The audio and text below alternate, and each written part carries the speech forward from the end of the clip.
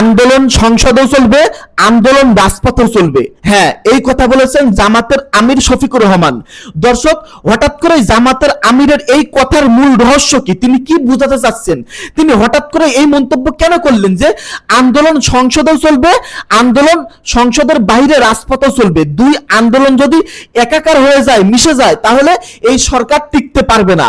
দর্শক, জামাতের আমির হঠাৎ করে কেন এমন মন্তব্য করলো, আজকের এই ভিডিওটি খুবই গুরুত্বপূর্ণ, ভিডিওটি দেখবেন।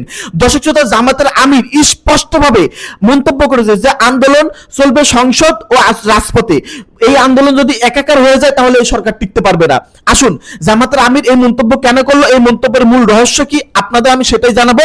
আপনারা মনোযোগ সহকারে ভিডিওটি দেখতে থাকুন। জামাতের আমির বলেছেন, জামাত ইসলামের আমির শফিকুর রহমান বললেন, গণভোটের রায় বাস্তবায়নের জন্য সংসদে ও রাজপথে একসঙ্গে বিরোধী দলের আন্দোলন চলবে।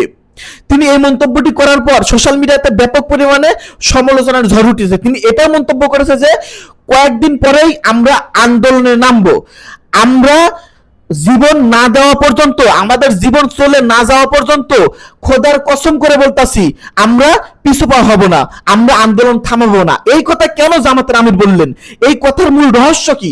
দর্শক আসুন, তিনি আরো কথা বলেছেন।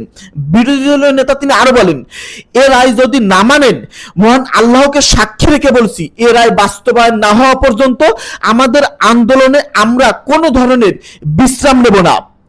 আন্দোলন চলবে সংসদে, আন্দোলন চলবে রাজপথে। তিনি বলেন, আমাদের এবি পার্টির চেয়ারম্যান বলেছেন ৭১ সালে জনগণের রায়কে হয়ে উঠেছিল, যার রায় অস্বীকার করেছিলেন তাদের পরিণতি ভালো হয়নি।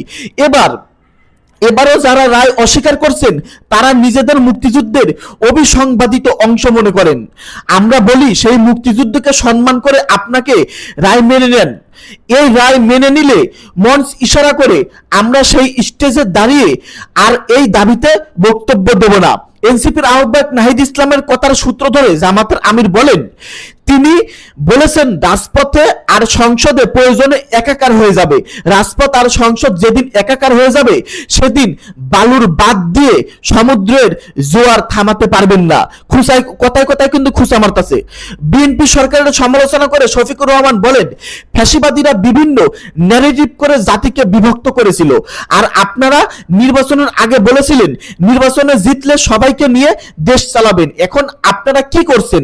এক দলকে পাঠিয়ে দিচ্ছেন পাকিস্তানে, আরেক দলকে পাঠিয়ে দিচ্ছেন পেশোয়ারে, আরেক দলকে পাঠিয়ে দিচ্ছেন আরো কোন দেশে, আর এই দেশের জমিদারির দখল নিতে চাচ্ছেন। শফিকুর রহমান আরো বলেন, মনে রাখবেন জুলাইয়ে দুটো স্লোগান ছিল বড় শক্তিশালী, একটা ছিল উই ওয়ান্ট জাস্টিস, আরেকটা ছিল দেশটা কারো বাপের নয়। এই দেশে বাংলাদেশের জনগণের আধিপত্যবাদের দোসরদের তাড়াতে গিয়ে শত শত আলেম বুকে গুলি নিয়ে এই দেশের মানুষকে, এই দেশের জীবন এনে দিয়েছেন। আমরা সেই আলেম ওলামাদের সঙ্গে বিশ্বাসঘাতকতা করব না। বাংলাদেশ খেলাফত মজলিসের আমিরও মামুনুল হক সেখানে উপস্থিত ছিলেন। তার সভাপতিত্বেই মূলত জামাতের আমির এই কথাগুলো বলেছেন। দর্শক, জামাতের আমির যে কথাগুলো বললো, এই কথাগুলো শুনে আপনাদের কি মনে হচ্ছে, কি হতে চলেছে? দর্শক, তিনি যেই কথাগুলো বললো যে সংসদের মধ্যেও আলোচনা চলবে, সংসদের মধ্যেও মনে করেন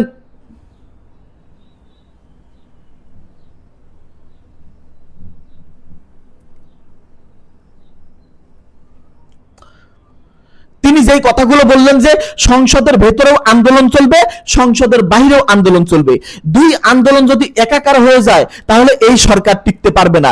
তিনি আরো বলেছেন, খোদার কসম করে বলতাছি, আল্লাহকে সাক্ষী রেখে বলতাছি, আমাদের রায় বাস্তবায়ন না হওয়া পর্যন্ত, গণভোটের রায় বাস্তবায়ন না হওয়া পর্যন্ত আমরা কোনো ধরনের বিশ্রাম নেব না, আমাদের আন্দোলন চলবেই।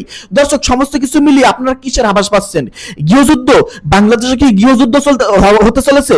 দর্শক, মন্তব্যটি ভিডিওর কমেন্টে এখনই লিখে জানিয়ে দিন এবং ভিডিওটি অনেক পরিমাণে শেয়ার করুন। আজকের ভিডিওটি শেয়ার করে সবাইকে দেখার সুযোগ করে দিন, যেন সবাই জানতে পারে আমাদের দেশের মধ্যে কি চলতেছে।